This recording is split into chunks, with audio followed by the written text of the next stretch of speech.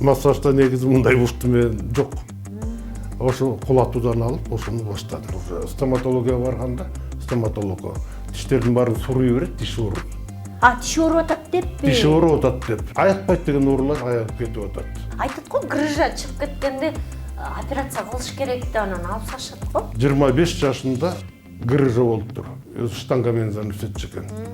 Мага 60га чыкканда келди. Абияка Мамакеев өзү келген деп айтып. Мен грыжам кайда деп билбейм. Алматыдан клиниканы ачып баштаптырсыз. Алматыдан 2004 Неге жылы. Кыргызстан эмес? Сүйүнгөнүн айтпаңыз. 9 жылдан бери жаткан неме эле учуп бараткан басып атат. Эчтеке билбей эле кыла бердиңизби? Бир Азербайжан улутундагы киши аялын алып келген. Аны ошо мага бир катуу сөздү айтты. Жана энергия адамды көтөрөт дегенде мурда китептерин окугам да. Мен ошондой болуп аткан турбаймын деп сразу оюма келди.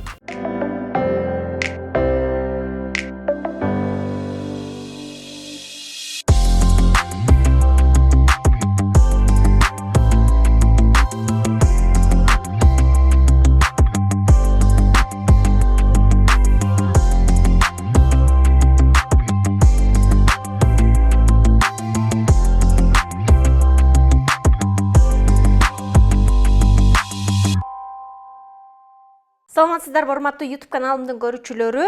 Бүгүн болсо ден соолук темасы жана омуртка, адамдын омурткасы канчалык деңгээлде башка организмдерге таасир берет, ошол тууралуу сүйлөшөбүз. Менде мейманда мануалист Рахматов Жыргалбек мырза. Саламатсызбы? Саламат. Ушул омурткадагы көйгөйлөр, сколиоз, грыжа, башка организмге таасир берерин мына бул сүрөттөн көрүп атабыз да, ар бир органга таасир берет экен да. Ушул тууралуу айтып берсеңиз. Туура айтасыз. Буякта ар бир позвоночник өзүнүн органына таасир этет. Например, башынан алсак, биринчи позвоночник башта кан жүгүрүүгө жооп берет, экинчи позвоночник көзгө. Бери алсаңыз. Көзгө, кулакка, нервтердин барышын камсыздайт да. Анан подряд кете берет эми буякта. Бир дагы орган жок таасир этпеген. Жүрөк бар экен, өкпө бар экен, боор бар экен, ашказан бар экен, поджелудочная железа бар экен, почки. Бир да орган жок таасир этпеген. Мочеточник, тонкий кишечник. Бул кишечниктерге да таасир берет экен да? Баарына таасир берет. Толстый кишечник, аппендикс. Аппендикс дейби, кантип? Аппендикс. Кыскасы. Толстый кишечник, ошондой эле генитальный органы, матка. Маткага дагы береби? Баарына берет. Немеге берет экен? Бутка да берет экен. Бутка да берет. Жамбаш сөөктөргө да берет экен. Тишке да береби? Тишке да берет. Жана тройничный нерв бул тишке. Көп кишилер көрбөдүңүзбү, келип атат, тиштерин баарын сурту салган уже. Стоматология барганда, стоматологго тиштердин баарын суруй берет, тиш ооруп. Тиш ооруп атат деппи? Тиш ооруп атат деп. Анткени ал тиштин баарын сылдатып, кайсы тиш ооруганын да билбей калат. Полностью оорутат. Мага 2 жыл мурун келип кеткен, тиги нарындан бир чал 20дан ашык тишин суртуптур. И 2 жолу операция саптыр. Черепти аштырып, анан кийин ыйлап келди. Анан кийин 24-25 күн дегенде биринчи жолу уктадым деди. Анткени бул тройничный нерв пока медицинада аякпаган оору. Эч жакта аяктыр элек. Израилде, Германияда, Южный Кореяда операция жасап эмтет, ал туура эмес. Мен китептерин окуп чыктым операция жасаганды. Ал черепти ачып туруп, нервтерди биринен бирин платиновый пластина менен изолировать этет да. Причина анда эмес. Биз ал жок эле эч кандай укол, дары жок эле дарылап атабыз. Ошон үчүн могу эмне үчүн көрсөтүп атабыз могу схеманы. Ар бир оорунун өзүнүн тамыры болот. Адам бул дарак сыяктуу. Тамырын сугарсаңыз, бутагы да көгөрөт, жалбырагы да көгөрөт. Бизде азыр мындай да, ким кайсы жол менен кетип баратат. Медицинаны мен жамандап айтпайын, эми көп жактан пайдасы бар, жаңы технологиялар колдонуп атышат. Но көп жақтан туура эмес жолго өтүп кетти. Например, тройничный черепти ачып атат, черептен издеп атат. Аяктан издеп кереги жок эчтекен. Кеп тамырында. Кеп орунун тамырында. Тамырын сугарсак, бутагы дагы, жалбырагы дагы көгөрөт, туурабы? Эгерде мынакей гүл турабы, жалбырагына суу куйсак, анча-мынча убакыт жакшы болот, кайта эле солуп калат. Бутагына суу куйсак, анча-мынча жакшы болот, кайта эле солуп калат. Анткени питание тамырдан кетет. Ошол сыяктуу эле вот позвоночниктен нерв бул как электрический токто ошо кан айлантып жүгүртүп адамдын органдарына жан берет, мындайча айтканда. А нерв тыртылдап жакшы иштебесе, баягы телевизор, холодильник, свет слабый болгондо тырт-бырт деп мындай жакшы көрсөтпөй калат го, слабый болупчу. А эгер ток нормальный барса, кан айлануу жакшырып, жанагы телевизор, холодильник дагы жакшы иштегенде иштеп кетет. Ошон үчүн көп кишилер анысына түшүнбөйт дагы. Азыр дагы бир медицинада азыр таблеткалар, дары-дармек, ошо менен пичкат этип берет, ал оору анча-мынча жардам берет дагы, жана жалбырагына суу куйгандай. Кайта эле баягы оорусу күчөйө берет. Кийин ал дары жардам бербегенде күчтүүрөөк дары берет. Ошентип хронический больной болот дагы, анан кийин адам инвалид болот, же дагы андан ары жаман иштер боло берет. Ошон үчүн адам баласы кичинекей ойлоно турган убакыт келди деп ойлоймун. Анткени жана таблеткага көп берилбей, биринчи очередь мен калп айтпайм, көп 20 жылдан бери иштеген практикам бар. Аякпайт деген оорулар аягып кетип атат. Эртең бияка имплант салабыз дегендер, имплант жок эле сонун болуп атат. Анан ошон үчүн биринчи очередь мануальный терапияга келип текшерилиш керек дагы. Томографияга түштүнбейли. Но томографиядан дагы билинбеген жерлер көп аябай. Мен өзүм практикамда билем да. Томография баарын эле көргөзбөйбү? Баарын эле көрсөтө бербейт. Аны кантип кармап укалап билеби же кандай? Да, башында мен баштаганда даже томография дегенди да билчү эмеспиз. Мануальный терапия эмне экенин да билчү эмес. Кол менен издеп таапчымын. Анан ошол аркылуу ошол мен үчүн плюс болду да. Азыр кол менен издеп, адамдын айткан сөзү менен уже түшүнө баштаймын. Каяктан эмнени издеш керек. Анан кийин ошол аркылуу леченияны баштайбыз да. Ошон үчүн баягы текшерилип, анан кийин коркутса эле операция жасата коюп. Операция чагай мындай айтат го, грыжа чыгып кеткенде операция кылыш керек деп анан алып салышат го. Аны болбойбу? Мен кошула албайм агачы. Мүмкүн эми 1000дин бири же миллиондун бирин алып салса болот. Жанагы билесиздер го, последний олимпиадада Плющенко, олимпийский чемпион. Токиого олимпиадага барганда бели кармап калып, олимпиададан чыгып кетти. Анткени ага белине операция жасаган, пластина салган. Анысы жылышып кетет, эметип кетет. Бул сен операция жасагандан кийин инвалидсиң уже. Ушунун кереги жок. Ушу менен, ушул жол менен мен азыр күрөшкүм келет. Менин дагы учениктерим бар ончакты. Бүт барын айтам. Могу биздин бараткан жол туура баратабыз. Ушул жолдон тайбагыла. Анча-мынча технология өзгөрсө, анын артынан ээрчип кетпегиле деп баарына тең үйрөтөмүн. Анткени туура жолдо адам результат болобозса түшүнөсүң да. Значит, мен туура жолдо баратам. Анан кийин кички ооруса эле жанагындай дискаларды алмаштырып, эң туура эмес бул. Андай мен да толтура примерди көрсөтүп бере алам. Уже аякпайт деген грыжалар соп-сонун аягып атат. Жанагы Алматада иштеп атканда Элубай деген дорожниккен 25 жашында грыжа болуптур. Өзү штанга менен заносить экен. Мага 60-ка чыкканда келди. Ал эми спортсмен характери бар, Чехословакия барыптыр, башка мамлекеттер көп барыптыр. Операция түк макул болбой койдум дейт. Эгерде Алматанын сайтына кирсеңиздер, ошол жакта бар Элубайдын интервьюсучу. Анан кийин келди, отура албай калганда келди уже. Анан кийин эми спортсмен болгондо байкуш чыдады. Ылам-ылам күндө ыйлап келет. 25 күн дегенде уже бир жол жаттым деп келди. Анан кийин дагы продолжение кылып, эс алып, бош болгондо эле кайта келип атты. Анан кийин томографияга түшсө 15 мм болчу. Грыжа дайыны жок. 15 мм баары жоголуп кетти. Баары тең жоголуп. Мага келип сурайт, мен грыжам кайда деп билбей. Жок экен, томографияны көтөрүп келиптир. Баягы сүйүнүп андан кийин. Кайда деп коп. Анан андай случайлар көп. Ошон үчүн адам баласы анча обострение болуп ооруганда коркпош керек. Көп врачтар айтышат экен, обострение болуп атканда бар багыла, укол менен деп. Укол менен кантип дарылайт, мен түшүнө албайм да, өзүм практикаман көрүп атам да. Нерв кысылып турса, аны бошотпой туруп укол атса, например, мына кранда ачып койсоңуз, суу агып атат. Жаап койсоңуз, суу жабык. Раз нерв грыжа давить этилгенден кийин нерв кысылууда. Аны бошотмой мен колун тосомбу, чаканды тосомбу, суу келбейт да. Биринчи кранды ачыш керек, сууну жибериш керек. Кан барган жерге уже жан кирет. Жашоо клеткалар баягы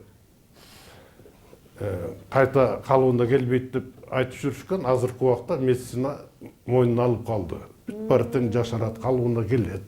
Баары тең өзүнүн калыбына келет. Жана көз бул неме ушул кысылып калса, кан айлануу начар болсо, көздүн көрүүсү да начарлап кетет. Көздүн көрүүсү айтып атпаймынбы, любой органга, кулагыңызга дагы, бүт баарына, тишиңизге дагы, тилиңизге дагы. Тилге кандай таасир агай? Тил дагы сүйлөлбөй калат, булдуруктап калат. Например, инсульттан кийин оң жагынан алганда тилдер сүйлөбөй калып атпайбы? Ага мен бир жакшы пример бар. Алматыда иштегенде бир еврей киши келип аткан.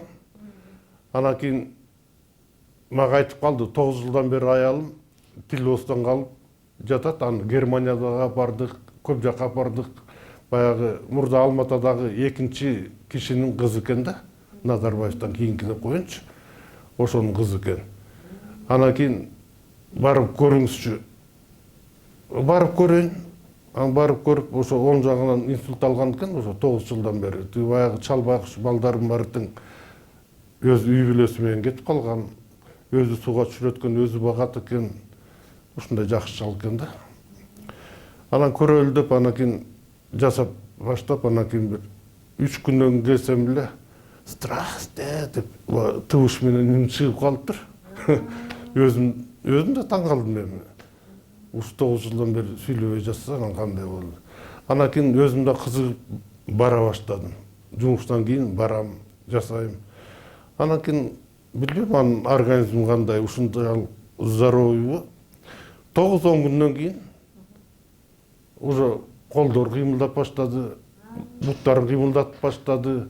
Анан кийин менде азыр өчүп калдыбы, барбы билбейм алгазы. Анан кийин биринчи күн бастырдык. Баласы да келди, тимеле. Ушундай сүйүнгөнүн айтпаңыз. 9 жылдан бери жаткан неме тимеле. Учуп бараткан басып атат. Жай, но өзүнө сезип атам, өзү учуп бараткандай тимеле. Настроение көтөрүлүп тимеле. Үйүнүн ичи жап-жарык болгондой. Мен дагы результатын көрүп атсаң сүйүнөсүң да. Тимеле денем баары толкуп ушунда аябай эме болдум да, ушундай рахат алдым ушундай. Анан кийин ишене баштадым, туура жолдо барат турубуз. Көрдүңбү мынакей? Тиги сиз биринчи Алматыдан клиниканы ачып баштаптырсыз. Алматыдан 2004 Эмнеге жылы. Кыргызстан эмес? Анын бир өзүнүн себептери бар. Баягы 90-жылдары союз таркап, бизнес башталбадыбы? Мен бизнес менен айланыштым. Бизнесим жаман башталды деп айткан жокмун, эң жакшы башталды. Но бирок баягы адамга зыян алып келе турган товарды алып келдим да мен. Киевден бияктан табак жиберип, Киевден готовый продукция, сигарет алып келдим. Анан ошо келатканда эле уже билбейм, ошол жылы менде бир толгону башталдыбы. Өзүм совестимди өзүмдү күнөөлөй баштадым. Элге атырап алып келдим. Аябай эми эгерде ошол байлыкты эмесе, азыр калп айтпайм, бул $400-500 миң уже сразу прибыль түшмөк да. Анан өзүмдү өзүм эле эмесе баштадым. Жей баштадыңыз. Элге атырап алып келдим, мен жакшылык алып келбей эле. Анан кийин акчадан көрүп мен уятым кичике өйдөрөк болгонсуп. Анан Кудайга сразу сөз жетет дегенде ошондо ишендим да, Кудайга жетти ошол сөзүм.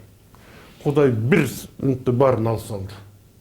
Ошо бизнестин баарын талкалап, Алматыда бир композитор, бир Муслим Теңир дегендин президенти $3-4 миллион менен күрөштөтүлчү.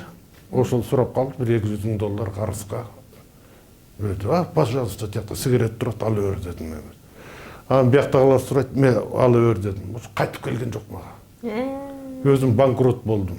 Квартираны саттым. $100 000 ашык банкрот. Уже айла кетти. Анан атам айтты, артынан кубай эле кой, башка ишти башта деп. Бирок ишенбейм.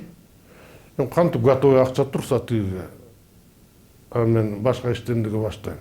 Артынан кууп барам Алматыга. Тиги байкуш ал убакта ушундай дикий бизнесте тигилде ишенип бирөөнү берген. Анткени сайыз убагында ишенип бирөөгө бирдеке берсең, кайтып келчи унутуп койсоң дагы. Ага жеринде мен бир секретим айтайын, арак жасап самопальный, ошол менен занесетчимин да. КамАЗ менен келишет Алматыдан бери. Ушундай мен мунун таанышымын, берип жиберчүмүн, бир тиын албай. Анан кайтып алып келип берчи. Кээ бирөөнүкү тияктан келет, кайтып алып келип берчи. Ушундай ишенич пайда болуп калыптыр адамдаргачы. Баягы бизнес башталганда жана алдамай башталды, карызга берсең бербей кой. Бизде андай понятие жок болчу да сайыз убагындачы. Атын билбей туруп эле берип койсоң, кээде унутуп коесуң эми жанагындай иш менен жүрсөң. Сайыз убагында акча чогулткан болбойт, баарын эле кайта корутосуң. Анан унутуп койгондоруң алып келип берчи. Рахматын айтып. Анан ошол инерция менен эле, биз дагы банкрот болгон биринчи себеби ошол болду го дейм да, ишенич. Элдерге ишенип беребиз. Анан кийин Алматыга кууп бара бердим, анан ал бере албайт. Бир күнү анча-мынча бир жактан тапканын берет. Анан ошентип убакыт өтө берди. Анан кийин ошентип Алматыга өзүмдө сиңе баштадым, тааныштар көбөйө баштады. Анан ошол жактан анча-мынча массаж жасай баштадым. Анан постоянно аякта жүргөн жокмун да, бияк келгенде уже кызыга баштадым. Анан кийин ким тааныштардан баштадым да, ким бир жери бирдеке болсо эле барып жасап, пока түшүнүш жок, китеп издесем таппайм мануальный терапия жөнүндөчү. Анан кийин бир 2 жылдай бесплатно эле кызыгып эле иштеп жүрдүм.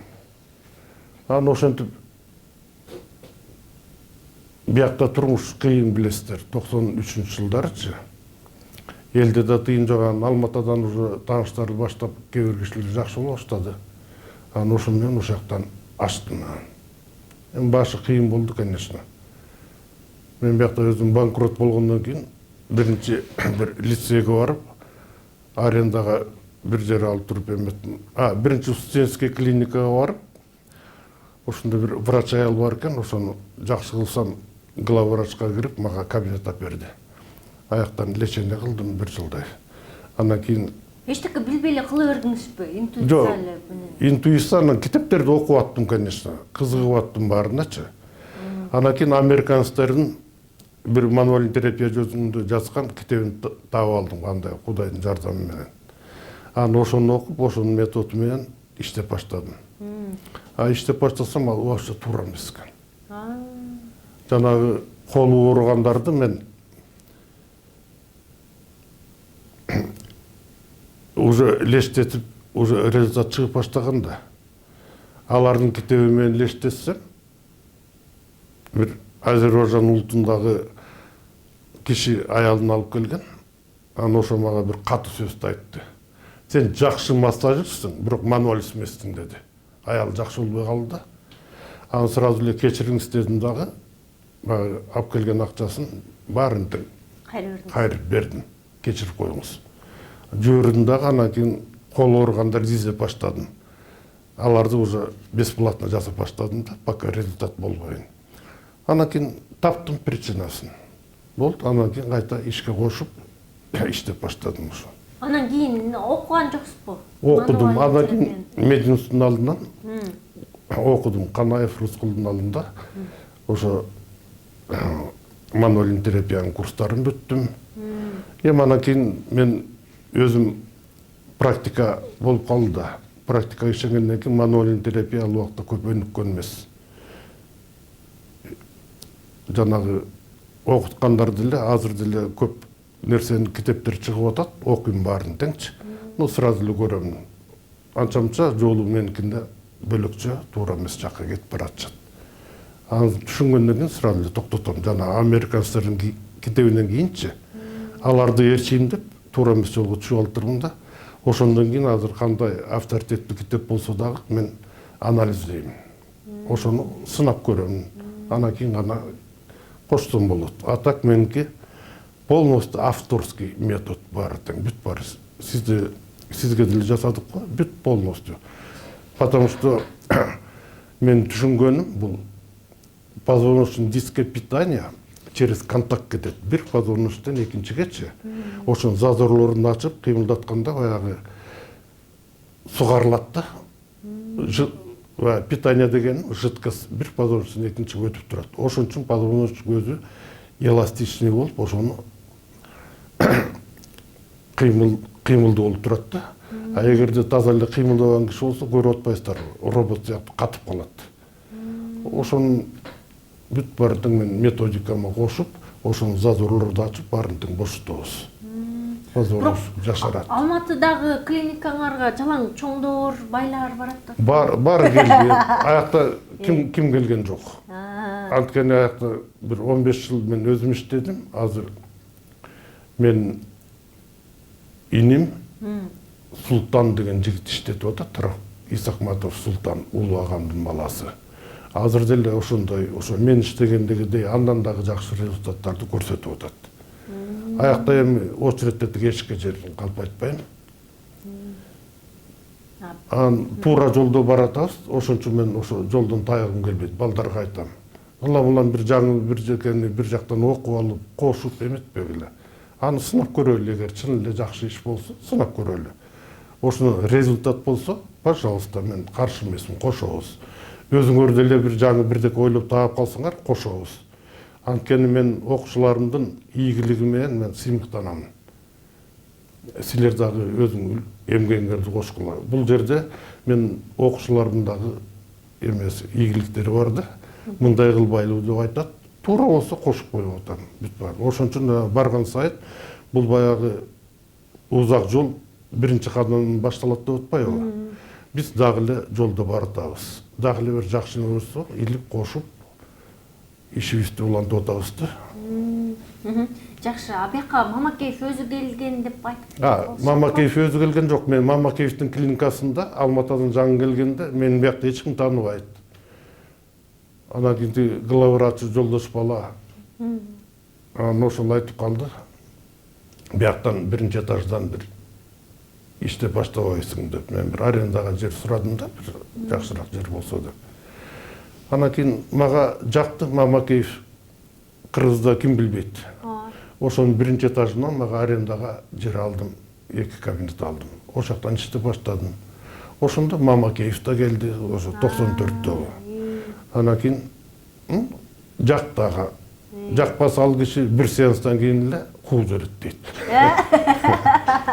Анан кийин биз да ыраазы болуп калдык, көптү көргөн киши баарын тең. Анан жактырып, рахматын айтып, мага китебин дарит этти. Сон, агай, анан сиз деген бул мануалдык терапия менен эле чектелбей, неме руханий өнүгүүгө дагы басым жасайт экенсиз, ар кандай психологиялык китептерди окуйт экенсиз, Далай Ламага чейин. 2 жолу бардым Тибетке. Анын кандай немеси бар, тиешеси бар? Тиешеси бар, мен ушу мануальдык терапияга жерин мурда эле кызыкчылымда. Мен жана восточный вид спорта деп коет го. Ошолор менен занятие этип, биякта. Ал кайсы, тайцзи мененби? Карате менен биринчи баштадым. Анан кийин Турузбеков Темике деген кыргыздын кулатуу деген методун ачты. Мага абдан жакты, ынады. Могу мануальный терапиянын башталышы ошо мен ойлойм кулатуудан башталды деп.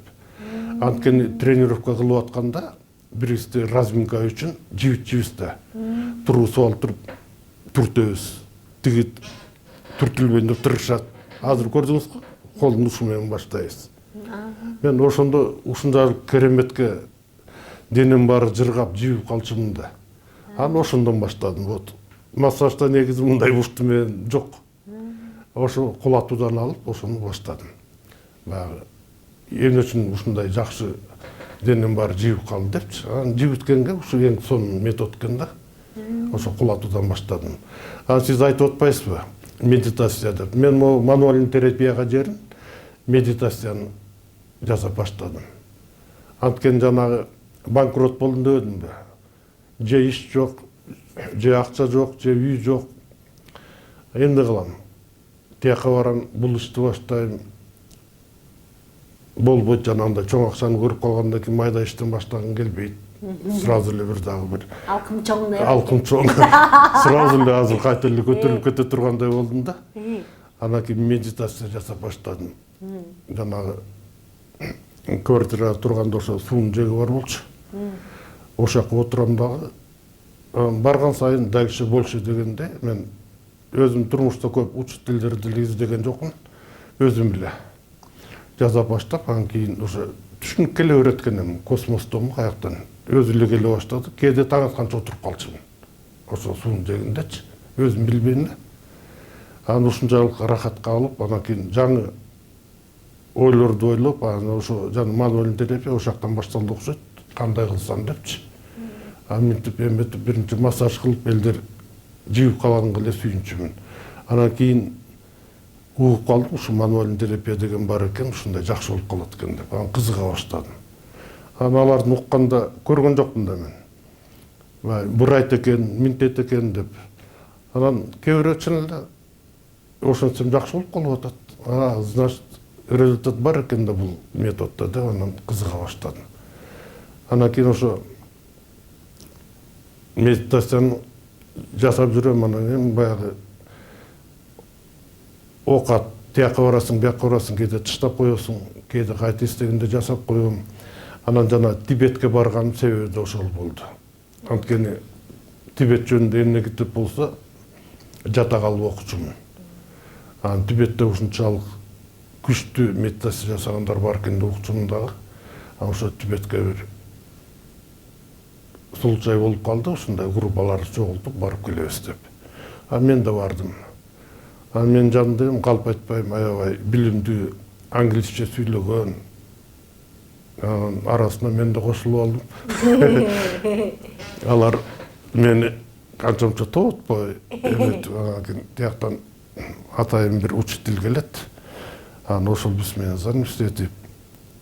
Кантип машина эмне кылат экен ал? Медитация жасатып, анчамча окууларды үйрөтүп, эметип. Анан мен ойлогом аякта бир Тибеттер каза болгондо сүйөктөрүн жиликтеп, кузгундарга таратып берет деп уккам да. Булар мануальный терапияны да аябай билет экен депчи. Анан барып акырын переводчиктер менен сүйлөшүп, ушуну вопрос берип көрсөтсөм, андай менен иштери да жок экен мануальный терапия. Анда бирөөсү кызыгып калды, сиз иштейсизби деп, мен белим ооруйт деп. Анысын бат эле жакшы кылып койдум. Алар чөп менен дарыланып, медитация кылып, ушундай менен жакшы көрөт экен да. Анын артынан да эки үчөөсүн дарылап бердим, анан ыраазы болушту баштар. Тибеттегилерби? Тибеттегилер. Анан кийин мен чөп менен лечение дегенде кызыккан жокмун. Мен кызыккан медитация болду. Ошондо как раз Кудайым өзү жардам берип, Тибеттер бир жылда бир, 2 жылда бир подношение кылып, Тибетке жардам берип, бизнесмендери, колунан келгендери, колунан келбегендери деле өзүнүн сыйлыгын алып, баягы Далай ламага тапшырат экен да. Очередь 1 километр турат. Сурнайлар эметип, барабандар эметип калды, анан кийин мен барып, ошолордун дастан деп коет, эми мечетинчи. Мен дагы сразу бардым. Барсам ошо Тибеттин баары тең чогулган экен. Батпайт элдер. Далай лама отурду. Мен барганда эмне тил түшүнбесем, Далай ламаны тиктеп эле кандай киши болду. Аябай Нобелевский премиянын лауреаты ушундук көрүндү да. Мен Тибеттерде ушун китептен окуп алып эле жакшы көрчүмүн да, баягы кызыл эмесин кийип эметип жүргөн. Мен үчүн ыйык көрүнчү баардыңчы. Далай ламаны эле тиктеп отура бердим. Медитация жасапчы. Отура бердим. Ал чайпалып отурат, баягы энергияны чайпап отурат. Мен түшүнөм да медитация. Отурганда чайпалып отурат экен да. Карап отура бердим, бир убакта энергия жок калды өзүмдөчү. Анан кийин гостиницабыз бир жакыныраак жерде болчу, 1,5 километр. Бардым дагы уктап калдым. Анан бир 2 сааттан келсем, уже тарап кетиштир. Анан тараганда жанагы ыйык деген бир жери бар экен, медитация жасап отуруп. Ошол жерге отурдум дагы медитация жасадым. Ошондо медитациянын күчүн биринчи түшүндүм. Баягы үстүңөн бирдеке жанагы музду тебелеп алганда муздар чытыр-чытыр деп жарылат го. Могу төбөмөн баштап таманыма жерин ар бир клеткамды сездим. Чытыр-чытыр деп жарылып ушундай энергия. Бүт барды ушинтип жарып чыкты денемдичи. Отура бердим, анан кийин эмне болот дальше деп. Анан бир убакта эсиме келип турдум. Рахмат айтып, жанагы отурган жериме. Ошо дастанга аякта ар кандай ыйык кишилердин сүрөттөрү бар. Анан кийин чыктым. Анан дастандан түшүп келатсам жана бийик да, дөңнүн үстүнө салынган. Анан биякта элдер келатат. Элдертим эле карлик сыяктуу, кички көрөт, өзүнүн дөө сыяктуу. Жана энергия адамды көтөрөт дегенде мурда китептерин окугам да. Мен ошондой болуп аткан турбаймын деп сразу оюма келди. Кишилер кички көрүнөт. Моңдук элден басканы да бөлөкчө. Анан кийин ошо мен ошо духовный эме очищение алдым да. Бекер барып турмун. Тил ламага жоккан жоксуз ба? Канча болгосун жана. Пазарка менен алган кишилер километр очередь турат. Мен тил билбесем, жолукканда деле эмне сүйлөйм. Жолугамды деле аракет кылган жокмун. Анан ошого эле ыраазы болдум. Анан кийин жанагы бизди учитель эметип, кийин кетерде жанагындай Далай лама батасын берип, биякта сүрөт турбайбы? Ошондой эмесин берди. Анан могу эмени ошо Далай ламанын батасынан кийин тагын жүрөм. Кызыл жиптичи. Ал эмне кылат экен? Эми баягы мусулманчылыкта мындайларга ишенбейт, алар ушулардын баарын сактайт. Жаман көздөн эмес деп ушул. Агай, анын бул медитация эмне берет экен адамга? Медитация ушу адамга тунуктук берет экен аябай. Тунуктук дегенде жан дүйнөң тазаланып, сен уже өзүң таза болгонго аракет кылат экенсиң. Бирөөнү алдап же бирөөнү кордоп, бирөөнү кемсинтип, андай жок. Жашоо көз карашыңыз кантип? Жашоо кадимкидей эле, баягы өтө өзүңдүн да жок, акчаны деле иштеген ишиңди алышың керек да адам болгондон кийин. Ак эмгек, мындай алдап же бир случайно келген акчадан мен кызыкпаймын дагы, албаймын дагы. Анткени мага жакпайт ал. Жанагы сигареттер келатканда эле айтпадымбы, ошо Кудай укту, мен алып койду. Рахмат ошого. Жаман ишке. Эгерде ошо акча менен байып кетсем, мен азыр балпайып отуруп, балдарым мүмкүн кутуруп бир байлык деле бир заслуженный болбогондон кийин жакшылыкка апарбайт. Анан ошого рахмат. Анан кийин жанагы Тибетти улап кетейин. Анан кийин бүтөргө аз калганда жанагы учитель баарыбызды отургузуп мындайынан баарыбызды медитация жасап турду. Анан артыбыздан көрүп, эми алар эми бала кезинен баштап медитация менен жүрсө, жана ыйык китептерди окуса, турушун баары тең ошо лама көздөрү ачыкталар. Анан артыбыздан келип баарыбызды отургузуп 14-15 киши барганбыз. Арабызда академиктер бар, эмелер бар ошо. Анан отургузуп медитация жасадык. Жасагандан кийин эметип эле анан болду, көзүңөрдү ачкыла деди. Ачсак сурап баштады, сен эмнени көрдүң? Бирөө учтум деди, бирөө бир жакта жүрөм, гүлдөрдүн үстүндө жүрөм деди. Мен эчтеке көргөн жокмун дедим. Отуруп эметип, анан кийин мага айтты, алмаз деди. Сен алмазсың деп. Анан бир убакыттан кийин бриллиантсың деди. Мен жанагы стационда отуруп медсестрасын тазаландым дебедимби? Как раз ошонун эмеси тийди окшойт да. Анан бир убакта сен Будданын состояниясына жеттирсиң деди. Анткени мен тияктан жана бекер тазаламап турмун, ошондо түшүндүм. Тиякта отурганда эме үчүн пробивать этти мени. Анан кийин ошондон кийин жана группа менен баргандар мени сиз деп сүйлөп калышты. Көтөрүп койду да, просто ошо жана лама мени көтөрүп койду алардын арасында. Мындай суроо. Азыр бул омурткалар кыйшайганда энергия түз өтпөй калат дейт го. Анан бул түздөгөндө энергия өтүп баштайт. Бул чындыкпы? Эми мен сизге профессионалдын тили менен түшүндүрүп баштайм.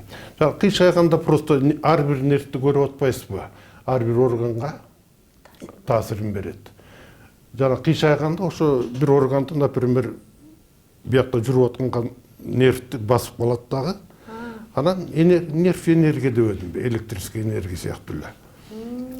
Ошо өтпөй калат деген ошол. Түзүлгөндө, конечно, эч кандай препятствие жок. Кудайдын жаратканындай бүт бараттың өз орду менен, өзүнүн калыбында циркуляция болуп айлана берет. Ошондой. Сонун бул неме омуртканын түздөлүшү ден соолукка эле эмес, мындай немеге деле таасирин тийеби? Руханий. Конечно. Эгерде ден соолугубуз чың болсо, в здоровом теле здоровый дух дейт. Ооруп турсаңыз, сиз көп жакшы нерсени деле ойлобойсуз да. Уш оорудан аяксам, башка эчтеке деле ойлобойсуз. Анткени ден соолуктан өтөр эчтеке жок. Сага миллион байлыкты берип койсо дагы ден соолук жок болсо. Мындай адамдарды көргөндө дароо эле көкүрөгүн тааныйсызбы? Эми сүйлөшкөндө уже эмне үчүн бияка биринчи келгенде пациенттер мага кирет, баягы эмнеден ооруганын айтышат. Ошондо эле уже сезе баштайм. Мунун биягын текшериш керек, деген тиягын текшериш керек. Анан ага подтверждение кылып, өзүм кармап көрүп, позвоночторун эметемин. Анан ага подтверждение кылып, кимде азыр томография чыкты, аны бар болсо, аны менен салыштырам. Үч жактан тең салыштырам.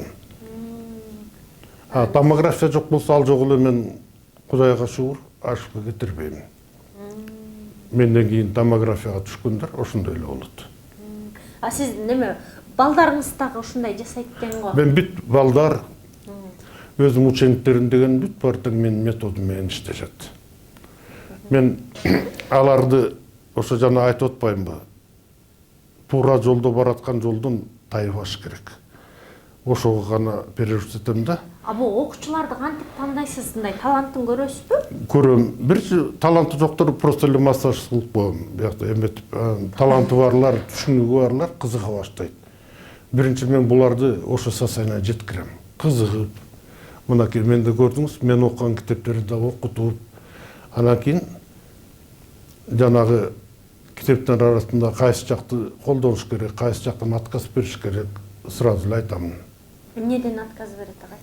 Жанагы туура эмес жолго булар көп нерсе туура эмес. Мен айтып атпаймынбы? Булар бактын бутагын, жалбырагын лечение кылганга жана остеопаттар ошондой кылат да. Мышцада деп, мышцаны лечение кылып. Психологияны эмнеге окуйсуз агай? Эми бул элдерди лечение кылып аткандан кийин адам баласы билиш керек. Өзүң духовный развитие деп коет бул. Адам духовно өзүн бай сезбесе, сен дайым кедейсиң. Эгерде көдөнүң толуп, анча-мынча нерсени айттырбай эле түшүнүп турсаң, көп нерсени, например, оорулар келгенде мен айттырбай эле түшүнүп атпаймынбы? Өзү эле каяктан келет бир ушундай түшүнүктөр келет да, бул духовно ошон үчүн керек. Адамдар Кудайды тааныганы туура да, бекеринен эле Кудай деп Кудайга жалынып аткан жок. Ошо Кудайдан бир жакшы кабар алгандар, пайгамбарлар келген бизге барын үйрөткөн. Ошонун баарынын колдонушубуз керек. Кудайдын бары чын ишенем мен. Ошо Кудайдын колдоосу менен ушул иштер болуп атат баары. Анан визуализация жөнүндө айттыңыз. Ушуну да колдонуп экенсиз го. Эми аны колдонгондо Ушунун күчүнө ишенесизби? ишенем. Мага ошондой болду да. Жанагы биринчи мен бир нерсени кошуп айтып кетейинчи, мен көп деле эчкимге айтпаймын. Мага Кыдыр ата келип батасын берген. Жанагы кыйналып жүрдүм дебедимби? Жанагы сигареттен кутулуп, жаман окаттан кутулуп, ошондо элдер акчадан күйүп кеттим деп кейит го. Мен чачым да турган жок. Кейген да жокмун. Ошондон кийин 94-жылдары түш көрдүм. Түшүндө ушундай узун стол, үстү эле түрдүү тамактын баары толтура. Мен төрдө отуруп турмун. Төрдө отурсам эле бир чүкөдөй болгон чал келип эле кайта чыгып кетти. Элдин баары эле шыбырашып калды. Кыдыр ата келди. Мен кейип калдым. Эмне үчүн аны чакырган жокпуз депчи эмес. Ошентсем эле бир убакта кайта кирип келди ошол чал. Кайта кирип келгенде эле мен келиңиз ата төргө чыгыңыз деп эле жаныма чыгарып отургуздум. Отуруп столдо отуруп эле анан кийин батасын берди. Ошондо мага дух пайда болду да уже. Кийин эртең менен турганда ойлодум мен Кудай буюрса ишим оңолот экен деп. Бирок баягы адам өзү аракет кылбаса жүрө берет экенсиң. 10 чак жыл өттү андан кийин. Таң калып коем. Качан оңолот? Кыдыр ата мага бата бербеди. Качан оңолуп, качан ушундук болуп кетем. Анан кийин издене баштадым. Өзүм бирдеке кылайын. Анан тигинден үмүтүмдү үздүм. Казак карыс деп атпаймынбы? Үмүттү үзбөйүн, сен жаңышып баштайлы өткөнсүң. Ал мага миллион берем деп жазып берди. Күндө 1%, 2% деп жазып берди. Кийин процентин жок эле берчи деп баштадым. Кийин жок дегенде жарымсын берчи деп баштадым. Бере албайт, жок нерсени менен берет. Ошентип визуализация. Анан визуализация ошол эмет жүргөндө мен бир жактан уктум деметтимби, мен бир жерге жазып койдум. Мен миллионер болом деп. Негизи кайсы жагынан болом, эмне болом билбейм. Анан кийин ошентип жүрө бердим, анан миллионер деген ушул да. Мынакей Кудайым азыр мен элдер өздөрү келип көтөрүп кетип атышат, жетпегенди жеткирип атышат. Центрим Алматада иштеп атат, биякта иштеп атат. Анан кийин жетиштүү оокат болуп калды. Баягы жоготуп жүргөн үйүмдүн баарын алдым, салдым, балдарыма образование бердим. Ошол бүт баары жетиштүү. Немени айтайын дегем, жана тройничный нерв жөнүндө сөз болуп кетти го. Бизде тройничный нервдегилер көп экен, бирок дүйнө жүзүндө аны айыктыруу мүмкүн эмес деп атасыз, Мүмкүн эмес. Анан сиз эмне айыктыра алам деп ишеним берип атасыз? Ишенип бербей эле 30-40 кишини айыктырдым уже. Жанагы нарынан келген чалды айтып атпаймынбы? 2 жолу операция жасап, экинчисинде врачтар отказ берсе, лучше өлүп калайын дептир. Ушундай оорур да бул. Өлгүң да келет. Балдарым лучше өлүп калайын, дагы бир жасагыла деп. Ишенип атат операцияга. Андан да аякпагандан кийин анан балдарым мага алып келбедиби. Азыр биздин сайтта барбы? Сайтта бар. Эмне анан жакшы болуп кеттиби? Жакшы, өткөндө келди 1 жыл мурун. Тройничный нерв менен келген жок. Кышында жыгылып кетип нарындыкта. Белимди оорутуп алдым деп келди. Белин лечение кылып бердим. Тройничный нервди даже тийишкен жокмун. Биринчи пациентка менин тройничный нерв Алматадан бир апай Германияга барып 30 000 еврого операция жасаптыр. 30 000 евроң бир 50 000 доллар. Ошол кезде. Август айында өзүм жүрөгүм түшүп кетти. Август айында тыбыт жолук көз эле көрүнөт. Бир кемпир келди. Мурда билчү деле эмес ушунда тройничный нерв эмнеке. Келиңиз эмне болду, ушундай болдум. Кызы жанагы президентский клиника деп коет. Ошол жакта кардиолог экен. жақтан жанагы лечение кылгандар бар экен, ошолор айтып аны кыз алып келиптир. Анан апайымда болду, ушундай операция болдум, бирок жакшы болгон жокмун. Анча-мынча коюп эле кайта андан да күчөдү. Келиңиз текшерип көргөндө баягы аны кылабыз, муну кылабыз чыгып, ошол пациенткам болду, аягып кетти ошол. Андан кийин уже трансфер нервти кызыга баштадым өзүм. Анан Алматадан көп киши келген жок. Бияк келгенде ошо жастында лечим трансфер нервти. Анан келгендерди 30-40 киши азыр илештеттик, бүт барыңктын отличный результат. Бир гана кореянка илештетилбей койду. Эми аныкы дагы мүмкүн дагы башка бирдеке болсо бар, түшүнбөй койдум. А так зато ошо кореянканын жолдошу уже эртең жүрөктү операция жасайбыз, бияка бир аппарат салабыз. Сен постоянно контроль менен, компьютер менен жүрөсүң деп эметиштир да. Анан көрүңүзчү дедим бияктан. Анан кийин бияка келип, болду, азыр 3 жыл болду, операция жасаткан жок. Күндө басат, эметет өзү. Кеде профилактика кылып өзүңүз эле көрүп атпайсызбы? Профилактика алып келип коет, болду. Аягып кетти, таптатынакай жакшы. Сонунгай колуңузга береке. Сон көп адамдардын соогуна калатасыңар. Мен де өзім ушу сколиоз грыжа менен келгем. Башында ишенбей эле келгем. Ишенбейт да ошо. Анан бир аял өлө чаңырып ыйлап скорый помощь менен келген. Анан бияка келип 2-3 жол жасагандан кийин эле тыпылдап өзү чыгып кетти да, жарым сааттын ичинде элечи. Анан мен таң калып атпайм, ами бул басып кеттиби депчи. Анан эртеси күнү андан кийин деле өзү маршрутка чыгып келгенине таң калгам да. Өзүм жакшы болуп калдым буюрса. Анан балким билбегендер, кыйналып жүргөндөр келип калса деген маңызда бүгүн берүүбүздү жасап атабыз. Рахмат агам, бар болуңуз. Силерге да рахмат. Эми мен ойлойм, элдерге дагы убакыт керек. Элдер көп эле сразу жанагындай мен айткандай операцияга, дарыга көп ишенбей, биринчи очередь текшерилип, көрүп, аракет кылып көрсүн. Анан таза эле болбосо, мейли каалаган иштерин кылса болот. Эми сизге да рахмат, эми ушундай көңүл буруп, ушундай передача алып, ушу элибиздин амандыгы, эсендиги болсун. Бүт барысы ынтымакта бололу. Ынтымак болгон жерде жана ийгиликтин баары келет, дөөлөттүн баары келет, өзүнөн өзү. Куусаң да кетпейт экен. Ушу кыргыз элиме кааларым, мынакей акыркы шайлоо болду да. Шайлоодон кийин дагы наразылыктар болуп атат. Ушунун баарын коюп, биз бир ынтымакка келип, жана особенно биздин чоңдор, чиновниктер кыргыздын кызыкчылыгы үчүн жанын берип иштесин деп ниет кылам. Бул адамдын көкүрөгү, жүрөгү таза болсочу, Кудай өзү жетектейт ошол да. Жеткирет, өзү эле жеткирет.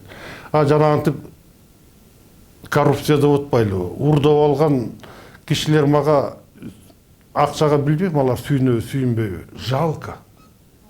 Ушулар кантип балдарын ош тамак менен багып атат.